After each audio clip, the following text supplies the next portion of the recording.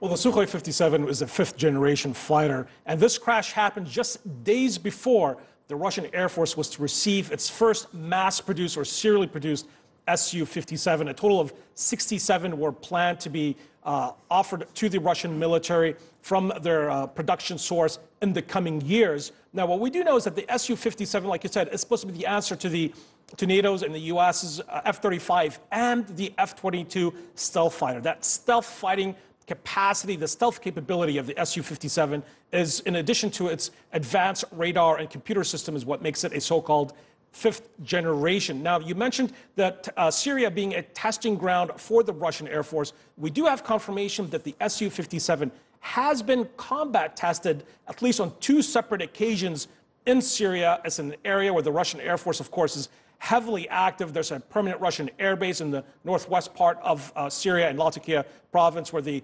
Assad regime and the Russian Air Force are, of course, working together. And we're seeing some of this horrific footage from our colleagues in Idlib, bombing campaigns targeting Syrian civilians and towns and villages in the northwest rebel-held town province of Idlib. So the Su-57, once it was mass-produced and delivered to the Syrian Air Force, would have expected more of these combat missions by the Su-57 in Syria. Now, that may be delayed because of this crash. Interestingly enough, this is also coming at a time where just a few weeks ago we saw a special New York Times investigation of captured recordings from of pilots, of Russian pilots, cockpit recordings that indicated that these pilots knew that they were targeting hospitals in Idlib, which has led to a significant amount of controversy. Now, whether or not Russia is going to be able to catch up with the F-35 and the F-22, we'll have to wait and see. Of course, this crash may hamper that effort.